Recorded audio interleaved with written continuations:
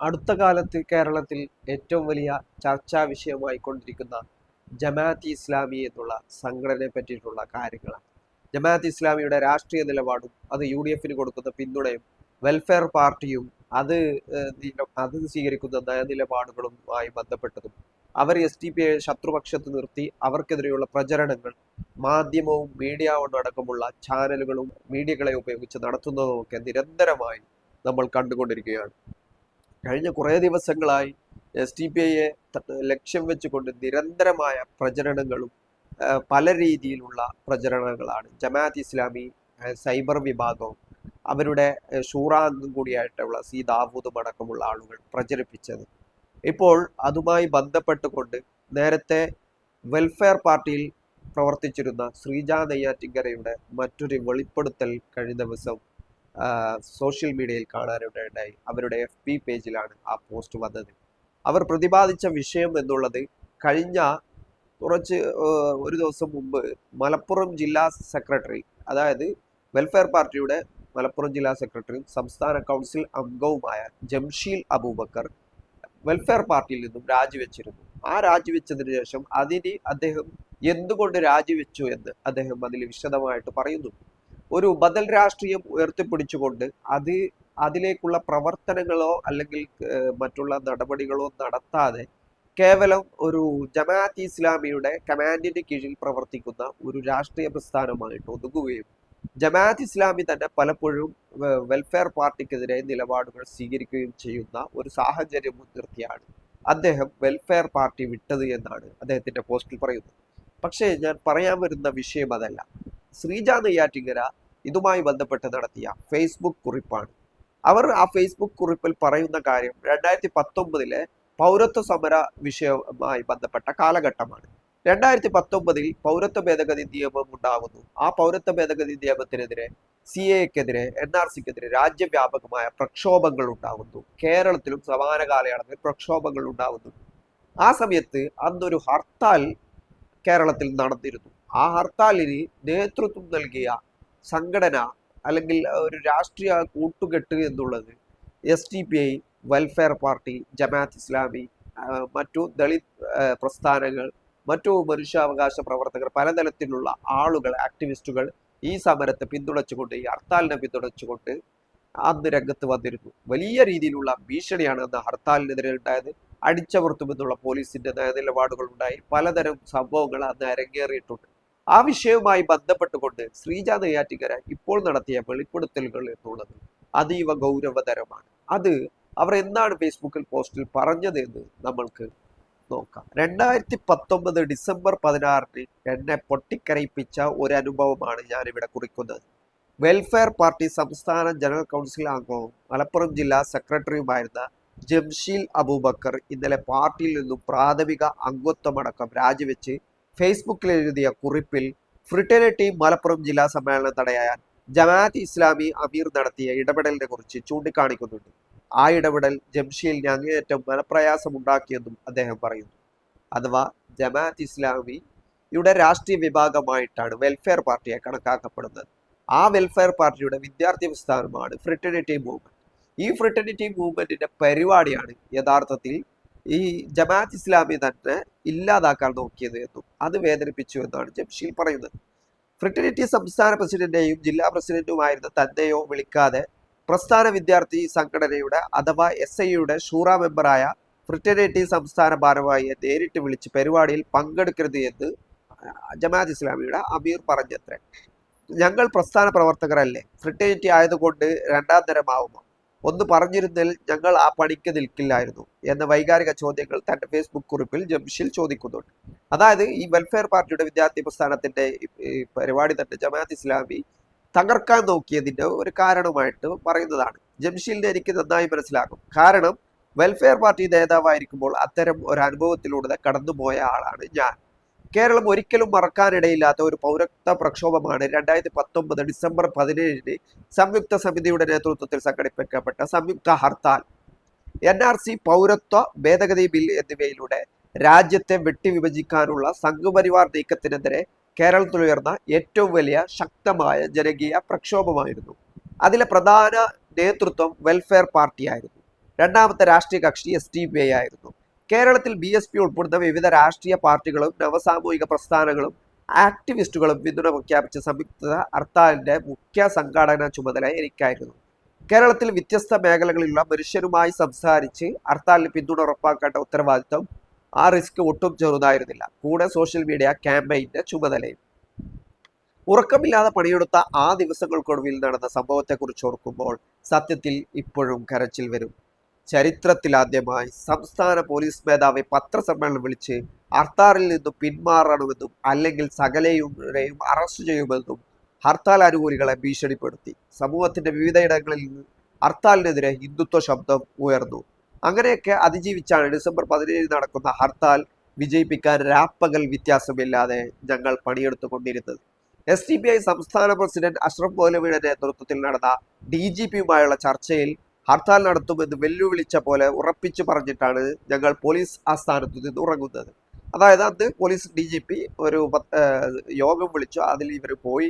SDPIയുടെ സംസ്ഥാന പ്രസിഡന്റ് മൂവാറ്റുപുഴ അഷ്റഫ് മൗലവി ഉണ്ടായിരുന്നു. ഞങ്ങൾ എന്ത് വന്നാലും ഹർത്താൽ നടത്തുമെന്ന് പറഞ്ഞു. ആ ദിവസങ്ങളിൽ ഞാൻ വീട്ടിൽ പോയിട്ടില്ല. പാർട്ടി ഓഫീസിൽ തന്നെയാണ് താമസം. ആരും ഏത് നിമിഷവും അറസ്റ്റ് ചെയ്യപ്പെട്ടേക്കാം എന്ന സാഹചര്യം. ഹർത്താലിന് പിന്തുണ നൽകിയ ആക്ടിവിസ്റ്റുകളിൽ പലരെയും പോലീസ് വിളിച്ച് ഭീഷണിപ്പെടുത്തുന്ന സാഹചര്യം. സംഘാടകയായ എനിക്ക് ഒരു മിനിറ്റ് ഒന്ന് ഫോൺ താഴെ വെക്കാൻ പറ്റാത്തത്ര അവസ്ഥ. മുൾമുനയിൽ നിന്നും പണിയെടുക്കുകയാണ്. ഡിസംബർ 16 അതിരാവിലെ അന്നത്തെ വെൽഫെയർ പാർട്ടി സംസ്ഥാന ജനറൽ സെക്രട്ടറി KS ഷഫീഖ് എന്നോട് പറയുന്നു, ഹർത്താലുമായി ബന്ധപ്പെട്ട സോഷ്യൽ മീഡിയ ക്യാമ്പയിൻ അവസാനിപ്പിക്കുക. ഹർത്താൽ നടക്കില്ല. അക്ഷരാർത്ഥത്തിൽ ഞെട്ടിപ്പോയി. എന്താണ് കാര്യമെന്ന് ചോദിച്ചപ്പോൾ അദ്ദേഹം കൃത്യമായ മറുപടി പറയുന്നില്ല. ഞാൻ കരുതിയത് പോലീസിന്റെ ഭീഷണിയെ തുടർന്നാകും പിന്മാറ്റം എന്നാണ്. അറസ്റ്റ് എങ്കിൽ അറസ്റ്റ്, പക്ഷേ നമ്മൾ പ്രഖ്യാപിച്ച ഹർത്താലിൽ നിന്നും പോലീസിന്റെ തിട്ടൂരങ്ങളെ ഭയന്ന് പിന്മാറാൻ പറ്റില്ല. നേതാക്കളെ മുഴുവൻ അറസ്റ്റ് ചെയ്താലും ജനങ്ങൾ ഹർത്താൽ ഏറ്റെടുക്കുമെന്ന് സംഘാടക എന്ന നിലയിൽ എനിക്ക് ഉറപ്പുണ്ട് എന്ന് ഞാൻ KS ഷഫീഖിനോട് പറയുന്നുണ്ട്. പക്ഷെ അദ്ദേഹം ഉറപ്പിച്ചു പറഞ്ഞത് സോഷ്യൽ മീഡിയ ക്യാമ്പയിൻ അവസാനിപ്പിക്കാനാണ്. അതായത് ശ്രീജാത നെയ്യാറ്റിൻകര അന്ന് വെൽഫെയർ പാർട്ടിയുടെ ഉത്തരവാദിത്തത്തിലാണ്. അവരുടെ തന്നെ ജനറൽ സെക്രട്ടറി അവർ നേതൃത്വം നൽകുന്ന ഒരു ഹർത്താലിൽ നിന്നും പിന്മാറണമെന്നും സോഷ്യൽ മീഡിയ ക്യാമ്പയിൻ അവസാനിപ്പിക്കണമെന്നും ഇവരോട് പറയുകയാണ്. ഞാൻ ഫോണെടുത്ത് പാർട്ടി ഓഫീസിൽ നിന്നും റോഡിലേക്ക് ഇറങ്ങി SDPI സംസ്ഥാന പ്രസിഡന്റ് അഷ്റഫ് മൗലവിയെ വിളിച്ചു. അദ്ദേഹം യാതൊന്നും അറിഞ്ഞിട്ടില്ല. അഥവാ SDPIയും വെൽഫെയർ പാർട്ടിയും ഒക്കെ കൂടി ചേർന്നുകൊണ്ട് നടത്തുന്ന ഹർത്താലിൽ അവർ SDPIയെ അറിയിക്കാതെ തന്നെ വെൽഫെയർ പാർട്ടി ഒരു പിന്നോട്ട് പോക്ക് ഇതിൽ നടത്തുകയാണ്. എന്താണ് സംഭവിക്കുന്നതെന്ന് മനസ്സിലാകുന്നില്ല. എനിക്കാകെ സംശയമായി. കാരണം തലേ ദിവസം പാതിരാ വരെ എന്ത് സംഭവിച്ചാലും ഹർത്താലിൽ നിന്നും പിന്മാറില്ല എന്ന് നിലപാടിൽ നിന്നും മണിക്കൂറുകൾക്കിടയിൽ ആ നിലപാട് മാറ്റം എനിക്കൊരിക്കലും ഉൾക്കൊള്ളാൻ കഴിയുന്ന ഒന്നായിരുന്നില്ല. ഓടി വന്ന് ഷഫീഖിന്റെ ക്യാബിനിൽ കയറി എന്താണ് യഥാർത്ഥ പ്രശ്നം എന്ന് ചോദിച്ചു. കൃത്യമായ മറുപടി പറയാതെ ഞാൻ പിന്തിരിയില്ല എന്ന് മനസ്സിലായതോടെ ഷഫീഖ് നിസ്സഹായതയോടെ പറഞ്ഞത് ജമാഅത്ത് ഇസ്ലാമിയെ കുറിച്ചാണ്. SDPIയുമായി ചേർന്നൊരു ഹർത്താൽ അത് പ്രശ്നമാകുമെന്ന് അമീറിന് ആശങ്കയത്രേ. അതുകൊണ്ട് ഹർത്താലിൽ നിന്നും പിന്മാറാനാണ് തീരുമാനം. വെൽഫെയർ പാർട്ടിയുടെ കാര്യം തീരുമാനിക്കാൻ അമീർ ആരാണ് എന്ന് അലർദ്യം മാത്രമാണ് ഓർമ്മ. ഞാൻ വിളിച്ച മനുഷ്യരോടൊക്കെ എന്ത് പറയുമെന്ന് ചോദിച്ചുകൊണ്ട് ഞാൻ ഷഫീഖിന്റെ മുന്നിൽ നിന്ന് പൊട്ടിക്കരഞ്ഞു. ഇതാണ് ഈ സംഭവത്തെക്കുറിച്ച് പറയുന്നത്. അപ്പോൾ 2019 പൗരത്വ സമരവുമായി ബന്ധപ്പെട്ട് സംയുക്ത ഹർത്താൽ നടത്തിയതുമായി ബന്ധപ്പെട്ട വിഷയത്തിൽ SDPIയും വെൽഫെയർ പാർട്ടിയും ഒക്കെയാണ് ഈ സമരത്തിന് നേതൃത്വം ആദ്യഘട്ടത്തിൽ നൽകിയത്. പിന്നീട് വെൽഫെയർ പാർട്ടി ഇതിൽ നിന്നും ഉൾവലിയുന്ന ഒരു കാഴ്ച കണ്ടു. അപ്പോൾ ഈ ഒരു സംഭവത്തെക്കുറിച്ച് പിന്മാറണമെന്നുള്ള ആവശ്യത്തെക്കുറിച്ച് ചോദിച്ചപ്പോൾ അത് ജമാഅത്ത് ഇസ്ലാമി ഇവിടെ SDPIയുമായിട്ട് സഹകരിച്ച് ഒരു ഹർത്താൽ ഉണ്ടാക്കിയാൽ SDPI കുഴപ്പമുണ്ടാക്കും, SDPIക്കാർ കുഴപ്പമാണ്, അതുകൊണ്ട് ഞങ്ങൾക്കും അത് ബാധിക്കും, ഞങ്ങൾക്കും അത് ഗുരുതരമായ പ്രത്യാഘാതങ്ങൾ ഉണ്ടാക്കും, ഞങ്ങൾക്ക് കേസ് വരുമെന്നൊക്കെ ഉള്ള ഒരു കാര്യങ്ങൾ മുൻനിർത്തി ജമാഅത്ത് ഇസ്ലാമി വെൽഫെയർ പാർട്ടിയോട് ഈ ഹർത്താലിൽ നിന്നും പിന്മാറാൻ ആവശ്യപ്പെട്ടു എന്നാണ് ഇവർ പറയുന്നത്. ആത്മാഭിമാനവും മുറിവുമേറ്റ ഞാൻ വിളിച്ചത് സുഹൃത്തും മനുഷ്യാവകാശ പ്രവർത്തകനുമായിരുന്ന റൈനി അലിനെ ആയിരുന്നു. ഹർത്താലിന് പിന്തുണ പ്രഖ്യാപിച്ച് സോഷ്യൽ മീഡിയയിൽ വിമർശനങ്ങളൊക്കെ പ്രതിരോധിച്ച് കൂടെ നിന്നിരുന്ന ഒരാളാണ് റൈനി. അതുകൊണ്ട് അദ്ദേഹത്തെ വിളിക്കാൻ തോന്നിയത്. ഫോണിലൂടെ പൊട്ടിക്കരഞ്ഞുകൊണ്ട് ഞാൻ സംസാരിച്ചു. എന്ത് വന്നാലും ഹർത്താൽ നടക്കുമെന്ന് പറഞ്ഞ് റെനി എന്നെ ആശ്വസിപ്പിച്ചു. റെനി പറഞ്ഞിട്ടാണ് സജ്ജാദ് വാണിയമ്പലം എന്നെ വിളിക്കുന്നത്. ഉറപ്പായും ഹർത്താൽ നടക്കും, ശ്രീജ ധൈര്യമായിരിക്കും എന്നായിരുന്നു സജ്ജാദിന്റെ വാക്കുകൾ. അപ്പോഴും എനിക്ക് ഓർമ്മയുണ്ട്. അഷ്റഫ് മൗലവിയോട് വിളിച്ച് ഞാൻ കാര്യം പറഞ്ഞു. വെൽഫെയർ പാർട്ടി ഹർത്താലിൽ നിന്ന് പിന്തിരിഞ്ഞാലും SDPI പിന്മാറില്ല എന്ന് അദ്ദേഹം എനിക്ക് ഉറപ്പ് നൽകി. അഥവാ ഇനി വെൽഫെയർ പാർട്ടിയും ജമാഅത്ത് ഇസ്ലാമിയും ഒക്കെ ഈ ഹർത്താലും സമരത്തിൽ നിന്ന് പിന്മാറിയാലും ഞങ്ങൾ പിന്മാറില്ല എന്ന് SDPI ഇവരെ അറിയിച്ചു എന്നാണ്. എന്തുകൊണ്ടാണ് ഫാസിസ്റ്റ് വിരുദ്ധരുടെ കാര്യത്തിൽ SDPI ഞാൻ വിശ്വസിക്കുന്നത് എന്ന് വായനക്കാർക്ക് മനസ്സിലായി കാണും. ഒന്ന് ആലോചിച്ച് നോക്കൂ. ഒരു പാർട്ടിയുടെ നേതാവിന് ഒരേ സമയം സ്വന്തം പാർട്ടിയുടെ നിലപാടില്ലായ്മയ്ക്കെതിരെയും ഫാസിസത്തിനെതിരെയും പൊരുതാൻ മറ്റൊരു പാർട്ടിയുടെ സഹായം തേടേണ്ടി വരുന്ന നിസ്സഹായാവസ്ഥ. ഈ നിസ്സഹായാവസ്ഥ എനിക്ക് പല സന്ദർഭങ്ങളിലും ഉണ്ടായിട്ടുണ്ട്.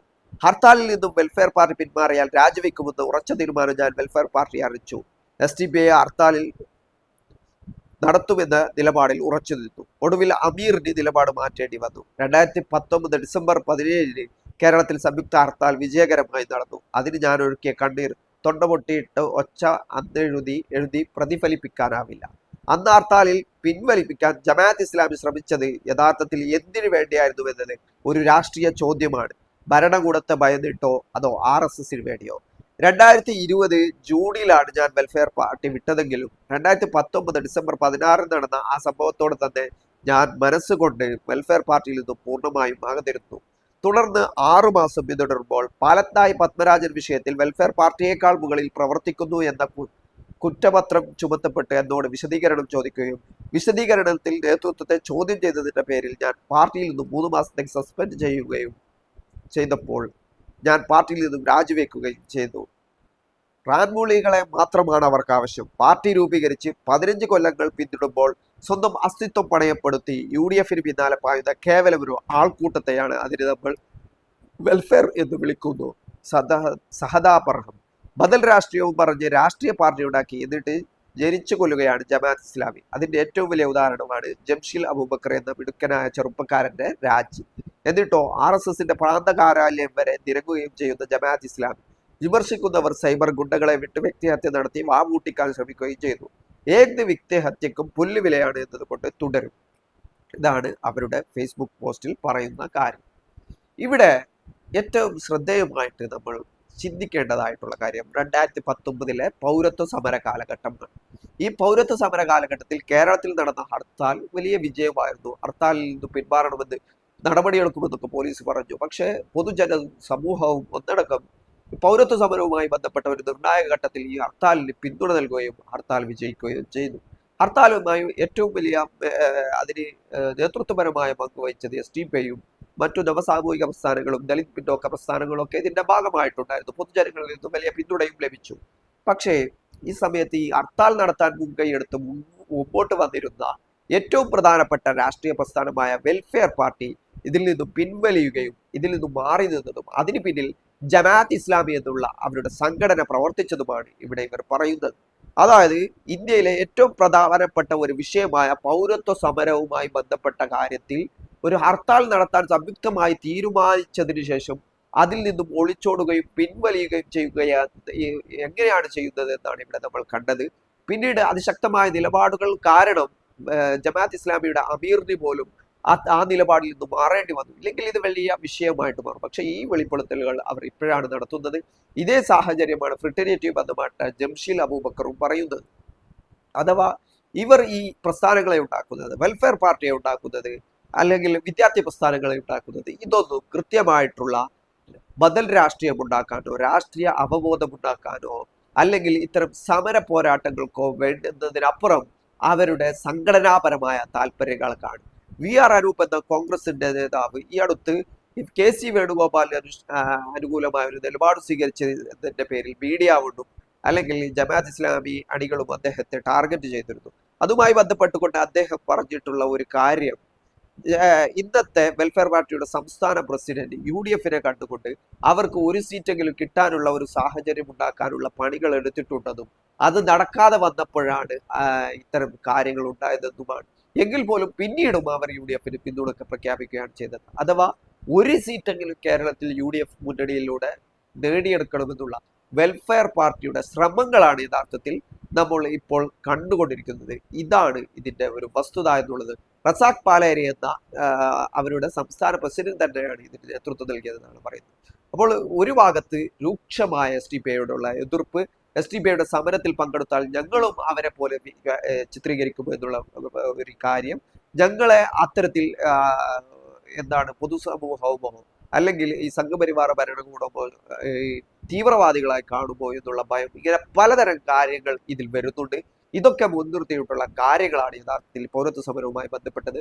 അതായത് നേരത്തെ നമ്മൾ പറഞ്ഞതുപോലെ തന്നെ ജമാഅത്ത് ഇസ്ലാമിയുടെ ഒരു സിദ്ധാന്തം അനുസരിച്ച് അവർക്ക് ഒരു നിലക്കും എസ് ടി പി ഐയുടെ വളർച്ചയോ എസ് ടി പി ഐയുമായിട്ടുള്ള ഐക്യമോ എസ് ടി പി ഐയുമായിട്ടുള്ള രാഷ്ട്രീയ യോജിപ്പോ ഒന്നും ഉണ്ടാവരുതെന്നും എസ് ടി പി ഐ ഏതെങ്കിലും രീതിയിലുള്ള ഉയർച്ചക്കുതകുന്ന കാര്യങ്ങൾ സംഭവിക്കരുത് എന്നുമുള്ള നിലപാടുള്ള ഒരു സംഘടന കൂടിയാണ്. അതാണ് പിന്നീട് ഇപ്പോൾ മീഡിയകളിലൂടെയും അല്ലെങ്കിൽ മാധ്യമ ദിനപത്രത്തിലൂടെയും ഈ കഴിഞ്ഞ തെരഞ്ഞെടുപ്പിലുണ്ടായ വിവാദങ്ങളിലൂടെയും ഒക്കെ ഉണ്ടാക്കിക്കൊണ്ടിരിക്കുന്നത്.